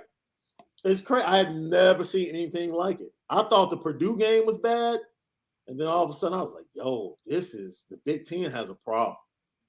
The gap between them and the rest of the Big Ten is big, bro. Huge. It's huge. They recruit countrywide. These Big Ten teams still getting local kind of more so than anything. The gap between Notre Dame and Alabama is a lot closer than the gap between Ohio State and the rest of the Big Ten Conference. Yeah, we're a quarterback and an attitude away. And I know that sounds crazy because it's just a conference. Yeah. But the gap, man. It's like, what do you even do if you're Minnesota? What do you do if you're even a Michigan? Michigan ain't figured it out, and they get whooped every year. Every year. And I thought it was about it is about quarterbacks in the Big Ten. You got to have a look at the quarterbacks Ohio State has and look at all the other Big Ten quarterbacks. It's a clear difference right there. That's where I would start. I would start right there. I'd be like, if I was a Penn State, if I was a Michigan State, if I was a Wisconsin, I'm like, the only difference between us and Ohio State every year is the quarterback. It ain't nothing else. It ain't nothing else. Let's just be honest. Their quarterbacks get drafted and get picked up and get talked about every week. our quarterbacks, we don't either know who they are, they don't get no pub, or they look like regular dudes. Right. Like, come on, Penn State's guy, he probably does taxes for people. You know. he wouldn't be distinguishable in a crowd at all. Right. But at least, CJ Stroud, you can see his hair, let's see him. Go out there, got some trait to him. So until Big Ten quarterbacks got some trait to him, like Michigan State's quarterback, who is that? I've never heard of the kid. Peyton Thorne? Yeah, like who? You got Peyton Thorne. Somebody, man, they don't know, dude. Tell them about the natural, the movement, bro. Two worker says, you just wake up, Malik, nice dude. Oh man, it just grow like a tree, man. That thing. That's natural. That's West Coast, baby. Yeah. Oh, look, the West Coast even crazy. At least it ain't. It's either let it flow, or go ahead and tie it up and cornroll it. You know what I mean? At least, I'm not over here changing it different colors. Like people out here turning it blue and all. You want to do the blonde tips, bro? Come on, man. Look, that's every kid out here. They got the half blonde thing. I'm like, y'all Chester the Cheetah head looking people and stuff. Chester Cheetah looking. Oh man, they said they want to see you with the blonde tips, bro. Listen, man, I'm getting my hair done. You're gonna see it on Committee Tuesday. You're gonna see it different on tomorrow. You gonna get it crimson? For you showing your Bama love, man. Look, the college football, the way they set it up. How do you not put Bama in it? Because are you gonna watch if it's Cincinnati versus Georgia, or are you just gonna watch that second game? Yeah, our guy Searcher Green 9 says Georgia doesn't have an elite quarterback. They don't need one. Yeah, the team is that good. The team understand they're coming into the season. They came into the season without their top two receivers. Without.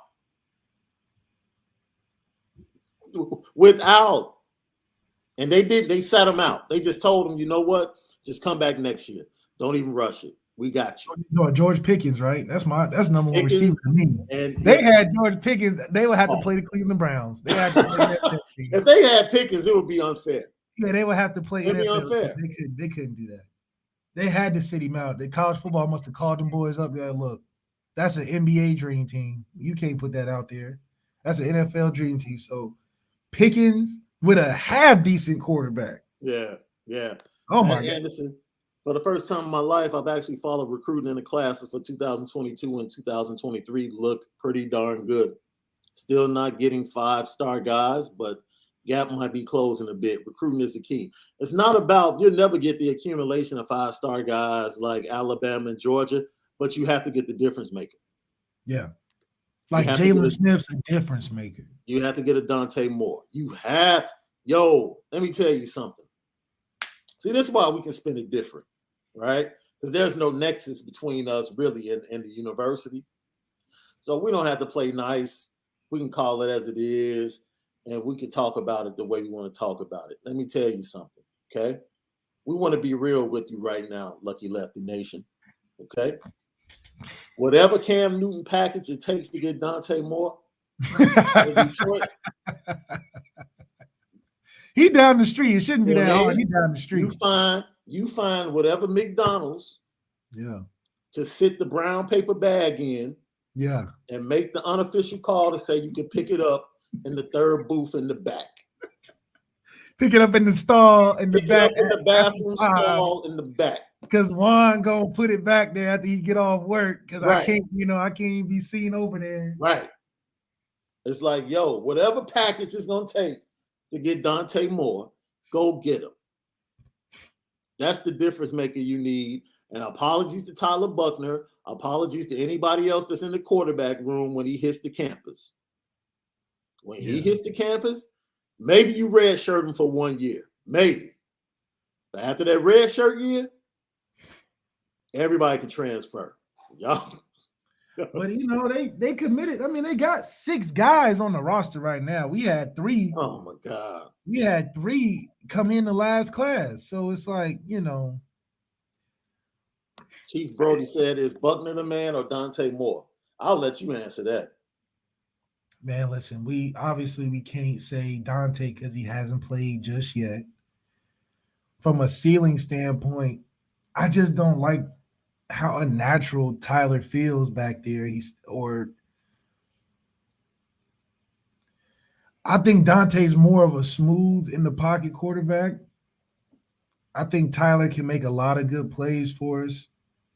It's unfortunate how in my opinion, how they put Tyler out there this year. Mm-hmm. Because I think that it doesn't necessarily get him ready enough next year to be a clear, distinct winner for the job.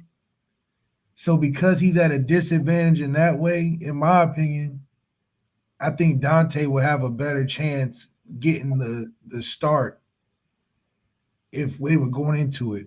But how Coach Kelly will handle it, in my opinion, is that he would have played Dante, have played Buckner the next year going into.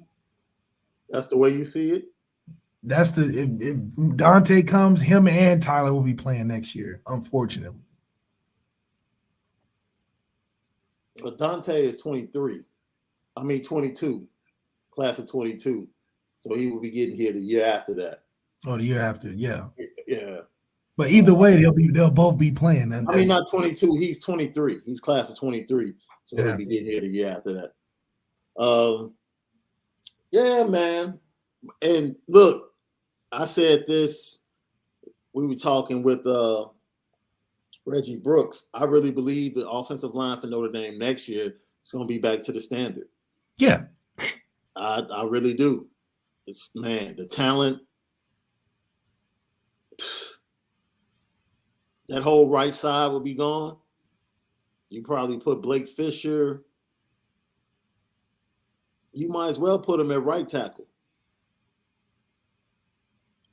You know, unless you feel like he's young enough to where you can put him in. Shroud is what you think he is. You plug in Billy Shroud from day one. If he's really the stud that they've been talking about.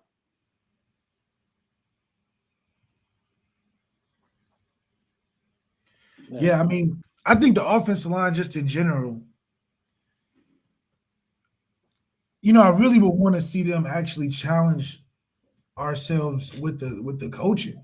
Surprisingly, I would really want to see us take the offensive line that's on the precipice of being really good, and let's get some real good coaching in there.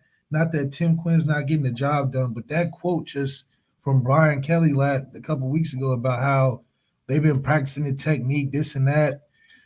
I mean, that just didn't ring well with me in terms of the confidence that we can get those guys on that next level of expectations for offensive line. Yeah. So if we were to make a bold move like that, I do feel like we would make a huge jump into being like how we were in the previous years. No, yesterday, I'll say this, iron sharpens iron. And the one thing I will want this young offensive line to experience, real talk, I would literally want this young offensive line, that left side specifically, I would want them to face Georgia. Like, let them see. Put them in a torture rack so they'll know. Like, when they walk up against Ohio State game 1, they already know. See, that's exactly why. They already know the level. Because that would be the first game that they would be like, damn, there's people out here that's really good. Like, yes. I can't even move this dude. Yeah, we ain't doing nothing. We might have to get in that weight room and get motivated for next year for sure. Right. Us going and playing some sorry team at the ball game is not going to do nothing for us. No, because we just built as a playoff team. We just built like that. Right. So literally, you want to make the playoffs because it's really not about this year. You have a legitimate shot to win a championship next year. Legitimate. Really do. And that's, the development of the quarterback has to happen. We understand that, but the talent around and the talent you have on the defensive side of the ball, and we got running backs for days. The running backs are set for days. Blake Fisher played well enough to be the starting left tackle. So he has the talent, he has the body, and he got to play the opening game on the road. So he got to experience that. like, yeah, you would love for him to have, 11, 12 games of reps going into next season, but he's more of a natural. Like, we know he's good. These youngsters, Joe Christophic, man, we got them good. Jared Patterson, he ran out for senior day. You might have to get a new center and a new right guard. But you can transfer a portal that these days, and as long as you don't go to Marshall to find the dude. I'm good with that's that. The thing. We still, even in the, I get the recruiting the 3 stars, and you want to turn them into something, but we even recruiting in the transfer portal like we ain't Notre Dame.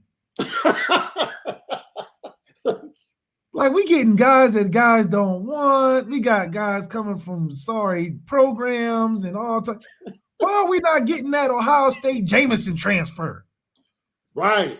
Like what? Like Ohio State to Bama. That's a good move. Okay, we deserve players like that. Right. We getting guys from Marshall. The Thunder and Herd, baby. Notre Dame, you would think we recruit like a New Mexico State. Like we don't want to aspire to get nobody real nice for real, especially at no quarterback position. So we just be aspiring to be like we recruit like a ACC down team, like a team that's down. That's just like we just trying to get some guys in. Good grief! All the O linemen in the transfer portal, and we had to go grab the one from Marshall. Like what? Who's running that department? And then we're shocked when he struggles. No.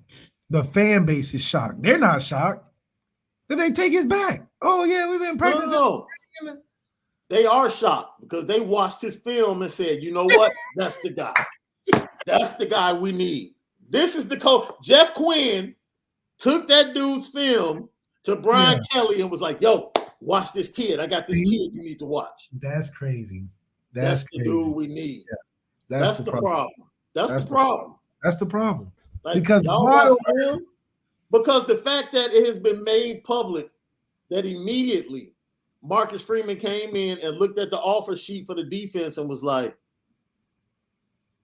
"No, I don't want these. Who is this?" Like, I wouldn't even offer these dudes at Cincinnati. Like, no, we got to send out some more. We snatching them. We snatching all them. Right. We snatching all them. Like, no. But we get like, I feel like we get the first thing in the portal. Like, we don't even really look for real. It'd be the first fresh name that pop up. We're like, you know what? We might have found a gem. Right. We might have found a, look. And see, Dale Alexander, if you want to get on Dale Alexander as the wide receiver coach from teaching, fine. They pull in receivers. We got like CJ Williams. We got CJ Williams coming in. We good. And you're out there with CJ from modern day. So look, our problem with receivers is that it's a disconnect between the quarterback and the receivers that we're having. It's a disconnect in the way that we feel like we should be putting up way more numbers than we do. Yeah. I'm not necessarily blaming the receiver or even the coaching part. But there's a thing that we do where it just looks like it's a struggle because either we're running nothing but go routes or we're not getting it to guys in space enough for to even see if they are playmakers. Even Kevin Austin, his plays are coming downfield on go routes. I haven't really seen Kevin Austin take a drag and really get busy with it, on a conventional play. Look, man, like, somebody said in the chat that, CJ Williams is taking another look at USC. I wouldn't. Don't worry about USC. Okay? What? USC just played a different quarterback this week. Who did they? Dude, they got UCLA ran. If they were playing spades, they ran to Boston on USC. Like, the game was worse than what the final score said because USC scored late. UCLA, they did a number. They absolutely did a number. I'm not worried about USC from a recruiting standpoint No. What's the one? All right, as far as Notre Dame, this is a good question, right? What's the one squad that will have an opening as a coach that you're afraid of them getting it right? Florida. Yeah, the only interesting thing is you got to find the right kind of coach. It's just too much fit. You talk about fit a lot. Fit is a huge thing for a school like that because it just takes a certain kind of person on a player side and a coaching side in that environment to be able to deal with, but with them getting it half right, they've become dangerous team in college football the last 5 years with both coaches. They went to the SEC championship twice back-to-back years with McElwain, and they were making a lot of noise with Dan Mullen. It's just if they were able to put it all together, they could be another Alabama, except Alabama gives a lot more leeway to Saban than Florida would ever their coaches. Well, as you see right now, it's 3-1 in favor of USC over Florida. Florida's one thing. I'm going to throw in a caveat because of the rivalry and the conference nexus. Because the rumor is out there, and I think it's going to happen, and I have it on pretty good authority that talks are ongoing. Lane Kiffin is going to be the next head coach at the U. And a lot of people might say, man, why would he leave the SEC to go to Miami? First of all, he coached in the state of Florida. That's what led him to Mississippi. So he already has plenty of connections there. Recruiting won't be a problem for Lane. No. And Lane can develop. The problem with Miami has been quarterbacking. Lane can develop quarterbacks. Yeah. Lane Kiffin will find a quarterback. Yeah. For the University of Miami. He's gonna get his quarterback in a good position too, boy. He's absolutely gonna get his quarterback in a good position. Now, the staff he puts together and whether or not the school gets behind him the way he needs them to get behind him, Lane Kiffin turning things around in Miami. We might not face them every year. They'll probably be on the schedule every other year, something like that. But that definitely would spice up the rivalry again. Yeah, 100%. Because that would spice up the rivalry again. It's gonna bring in them names. You're gonna bring them names. You're gonna bring in the people that are interested to see what he can do with it. And like you said, that he can bring a quarterback in there, and that's going to be the game changer for every guy's season. The USC thing, I get it. We play them every year, arch rival. If you look at Notre Dame's roster, I don't know if they I think they've gotten more California kids since USC's demise, especially recently. But Notre Dame recruits so wide nationally. They still will get Florida kids. They still will get Ohio kids. They still will get Pennsylvania kids. There's plenty of kids to go around. Like Dante Moore is right up the street in Detroit. Yeah. And that's a difference maker. So, yeah, and I think Notre Dame will still get their share. They got Isaiah Foskey. Yeah. When Sam Darnold wasn't there. Foskey was 3 years. He was 3 years ago, and that recruiting cycle 18. I think Sam Darnold's last year was 17. So that might have been Keaton Slovis' first year.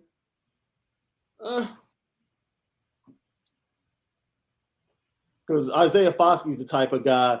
If Pete Carroll was there, he definitely would have been at USC. 100%. C.J. Williams probably would have been at USC. Because that coach changes a lot. Matter of fact, what's his name? Your boy Alabama would have been at USC if Pete Carroll was there. Matter of fact, he decommitted from USC to go to Alabama. Who? Bryce Young. Oh, yeah, he would definitely be at USC. Bryce Young had committed to USC and decommitted and ended up at Alabama. Yeah. So, yeah, 100%. I mean, yeah. You get the right guy at USC, it would be a challenge. But, I mean, they can still get the smackdown. Don't get it twisted. Yeah, definitely don't get it twisted. It's not like Notre Dame wouldn't have players. It would just be tough. to We gonna have guys out of California. Yeah. we definitely gonna have the guys. It just comes down to, like it does every time. It comes down to the same thing. Who's gonna be the general, the coach on the field, and are we gonna situationally coach games that we don't know if we're going to win or not? Are we going to put ourselves in position to win? Do we have a playmaker that's going to put us in that position to win? And other than that, we got everything around it, which is the most frustrating part about it. Yeah. No, Mario Cristobal would not. It would be, in my opinion, stupid for him to leave Oregon to go back to Miami. The Miami job is open. It's a tricky job. It's not official, but it's open. Man, look, that Phil Knight money and what they pour into facilities out there in Oregon, the only move Cristobal should make is if he wants to go to USC. That's it. Yeah. Stay away from them LSU, Miami, Texas jobs because they look better than they actually are. You know what? And I'll say this. I'll give Steve Sarkisian, because he's taken a lot of heat the way the Texas season went. I like Sark as a coach. I like him as an offensive coordinator. Sark, when he was at USC, had the program pretty much. He wasn't Pete Carroll, but it wasn't sinking. Yeah. And he had some personal issues, and some personal demons to deal with. He's dealt with those things, got his life back in order, got his family back in order. And honestly, that's the most important thing. Like, forget football. That's the most important thing that we should root for people in general. So is that their lives are in order. He's gotten that back in order. And we need to talk about, Texas teams. And, all of you all, you can go to Twitter at Lucky Lefty Pod. I actually had this debate yesterday, and we'll end it with this. I forget. Matter of fact, let me pull it up for you so everybody can know exactly what I'm talking about. This guy from ESPN tweeted this out yesterday and basically said that because Notre Dame refuses to get into a conference, that they've once again stopped themselves from getting into the college football playoffs. Basically saying that not being connected to a conference is I'll get his name in a few seconds. His name is Ben Weinberg.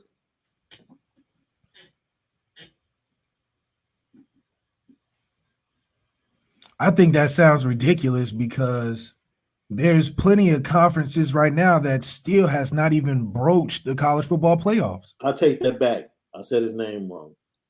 Peter Burns from ESPN, the SEC network. That lets you know everything. The bias is right there. Yeah, I think that's a person that doesn't understand why we are not in a conference. And then secondly, there's conferences that hasn't even gotten into the college football playoffs yet. So if anything, will be boosting the conference that wouldn't be giving us no credit in getting in. So we've gotten in more times than the Pac-12 as a conference has. We've gotten in more times than the Big 12 has as a conference.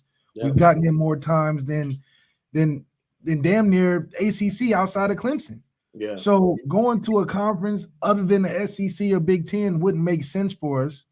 And then if we went to the Big 10, it would just be us in Ohio State all the time. It wouldn't even be that competition.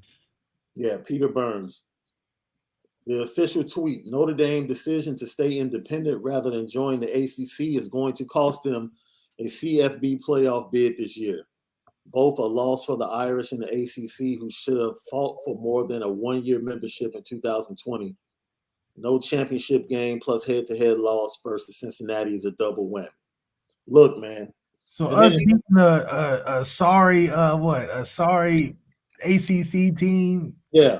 Would have did what? Nothing but waste a plane ticket because what else do we have to prove? We better than the ACC. Look, and I explained it like this. And we got into it. You can go to Lucky Lefty Pod because I was debating with him from the Lucky Lefty Pod Twitter handle. I just retweeted to you. I just retweeted it to you too, bro, so you can see his tweets and his replies on yesterday. And this was my response because then I got into it with this SID guy, Ben I think I said his name earlier, from Northwestern, who goes on to say, it's double whammy because they lose millions in TV revenue every year because they refuse to. And I had to break it down. I said, man, this is real simple. Notre Dame doesn't need you. No. Notre Dame brings in more total revenue than 80% of the teams in the Big Ten. So this is my point. Because if you have an honest conversation with Ohio State and the people in that program, they're not happy that they get the same TV money as Rutgers. No. Ohio State is carrying the banner from a football standpoint, but they have to split their money from a TV standpoint. They're on TV in prime time. They're carrying the banner. Yeah. But they have to split the same TV money with a Minnesota. With a Rutgers. But they're the brand. They're the brand. You understand what I'm saying? I think each team gets $58 million in the Big Ten. Because the Big Ten has the biggest TV contract. And Ohio State probably makes $750 $58 million. Rutgers gets $58 million for what? For what? They got good academic standard though. So to have the honest conversation, Ohio State would rather be a private brand, owning their own rights, owning their own merchandising, and their own contract with NBC, ESPN. And they can have their own network like Texas does. Absolutely. The tradition is that real at Ohio State. Yeah. And it's not changing anytime soon. And explaining to them like you're losing the fact, you're just talking about the TV deal. The ownership of their own brand, and they can do whatever the hell they want to do with it, is priceless for Notre Dame. Priceless. Then I have to break down. Notre Dame never made it to the BCS championship game and got a cut from every BCS championship because they were part of the committee. That's like the not so smart kids in class asking the teacher to curve the test score because all the kids the average kids failed, and then they want the genius his score to get cut so everybody can be on the same level. No way. We just ahead of the class. If you don't study for the test and you bad grades, don't try to blame me and take me down and say, why don't you just come and get our grade and make everybody grade to say, no, I'm ahead of the class. Teacher not about to curve the grade because they want you to be like us. We don't want to be like y'all. So it all comes down to recruiting, man. And unfortunately, the only thing that can shake up this recruiting stuff is if they put Cincinnati in the playoffs or somebody loses to a scandal. And these three teams are too built for a scandal to really knock them down like that. And then the gentleman from Northwestern, like I said, you can go to Lucky Lefty Pod and see the entire discussion. Goes on how Notre Dame just wants to keep, stay out of the conference so they can have control over their schedule. I said, what are you talking about? I said, the schedule has zero to do with the conference. The schedule has to deal with the fact that Notre Dame is a national brand. Yeah. That's why they play a schedule with Pac-12 teams, Big Ten teams, SEC teams in the playoffs, because it's a national brand. It's not a regional brand. Yeah. We ain't trying to gain and gather fans in South Bend, Indiana or Indiana. Right. We're not trying to be the best team in the Great Lakes area. No. We reached too far. Arguably the biggest brand in college football. By far. Period. Far. So Alabama's is based off of winning. Ours is based off of the whole thing. And that's it. Has nothing to do with schedule. And like a boss, they leverage their brand in football to increase revenue in every other sport by connecting every other sport directly to the ACC. And they get a cut. And they get a cut of the ACC network. And we make the playoffs more than your favorite team. So we made the playoffs on top of being the boss. We are our own boss. We don't ever need to go no conference. No, the SEC just got above the Big Ten. And that hasn't popped yet. their next deal, once they leave CBS, that's what puts them over the Big Ten. As of this year, the Big Ten has the biggest TV contract. The new deal that goes in. Yeah, have you been? All the Big Ten stadiums fit over 100,000 people. But the SEC is like what? They're going to like TBS, that whole conglomerate, and they leave CBS. The current deal is still number one Big Ten. SEC takes the lead when that new deal kicks in. But the Big Ten will just come back, counter, flip it, and go back on top because the Big Ten has been the biggest for like the last decade. Yeah. It's crazy, man. But I had to get that off my chest. Like understanding the power of leveraging. It's like right now. People that say that though, they don't understand the deep understanding of how Notre Dame is really good by themselves and even better than what they would be if they went with a conference. Yeah, like for the SEC, Search of Green 9 said, yeah, Bama loves sharing that money with Vandy in Mississippi. Like, no, they don't. No, they don't. Vandy raised the average of grades for the conference, though. So facts. Facts. They do raise the GPA, overall GPA for the conference. They do that. Like Duke and Wake Forest does for the ACC. Yeah, straight up. So, who's this? Rex Mikes. As we get ready to close, man, I'm from South Bend, and everywhere I've ever gone, even in Ann Arbor, East Lansing, Columbus, Palm Beach County, Florida, has a very present ND base. Yeah, all right, come on. And we own Chicago. Yes.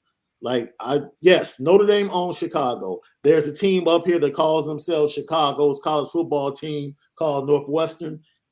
That's just a slogan. They in the middle of the heart of Evanston. No credit. So no love. But also, this is very much Big Ten country. Like you go to downtown Chicago, every team in the Big Ten has a bar. We got a bar at Wrigleyville. Yeah. No. We have 3 bars. Yeah, we got 3. Yeah, that's what we outdo everybody in everything. Notre Dame has 3. And we outdo Big Ten teams in their backyard, man. They have at least 2 out in the south suburbs that I know about. Yep. I definitely know it's one in Orland Park. That's a Notre Dame bar. But every Big Ten team pretty much has a bar in downtown Chicago. So if you come visit Chicago, just research, get on Twitter, find out where your team's bar is, and go enjoy a Saturday of watching football. This has been the wrap-up show. We went overtime today. We went 2 hours, yo. We went 2 hours, and it's because of you. Your comments, your questions, how engaged you were as a fan base. Continue to share, like, and watch. Share, like, and watch. Share, like, and watch, baby. And let everybody know. Let everybody know. You just pumped us up over 300 subscribers. We're on to 500. We need to get to that 500 so we can do business. We're brought to you by Onora Whisky, OnoraWhisky.com. Premium American whiskey. Go to OnoraWhisky.com and get some of that sweetness to go down, especially if you're a cigar smoker. That's right. You know what I'm saying? Pour you a little something. Your nice cohiba and get it cracking. That's that victory cigar. Matter of fact, go to Onora Whisky right now. You need that whiskey. Go to OnoraWhisky.com. OnoraWhisky.com. Go to it. Go right now. You need some for the holiday, for the Thanksgiving toast with the family. Talk to me. Then on Saturday, you need to have it when you light up that cigar after we bang on Stanford. You enjoy that playoff watch Tuesday. Light the victory cigar. Take some sweet, sweet sips of that Onora whiskey. It's gonna be all good. Hey, nothing else. We accept nothing less than a blowout. Yeah, nothing less than nothing less than a blowout on Saturday. Double nickel for Saturday. Double nickel. That's what we need. Wait a minute, you trying to? That's the spread of the win. That's what we had. 55-point win, dude. We proved it last week. We could do it again. This team is 4-7. Come on, dude. This team is 4-7. We need to stop playing with teams. Bama will do it. Dang it. And that's why we need to do it too. I got Rex Mike said Evanston might as well be a million miles from Wrigleyville. Facts. But hey, let me tell you, as a resident of Chicago growing up, especially in college. Yo, you can come up on something driving up to Evanston, my friend. I'm not about to throw any hate on Evanston, bro. Yeah. Like, they don't have to come to Wrigleyville. It's a nice little trip up Sheridan Road. That's all. Be right there. 30 minutes up the strip. You know what I'm saying? Got nice crop. Nice crop in Evanston. Real nice crop. Hell yeah, man. Hell yeah. For my guy Malik Zaire, I'm Shaun Davis, man. We'll be back with the slant and talk about the college football rankings. Because this guy thinks no matter what happens, Alabama's getting in regardless. So they're gonna have to, man. We'll see what happens, man. I say Ohio State should be number 2 this week. We'll see how it goes.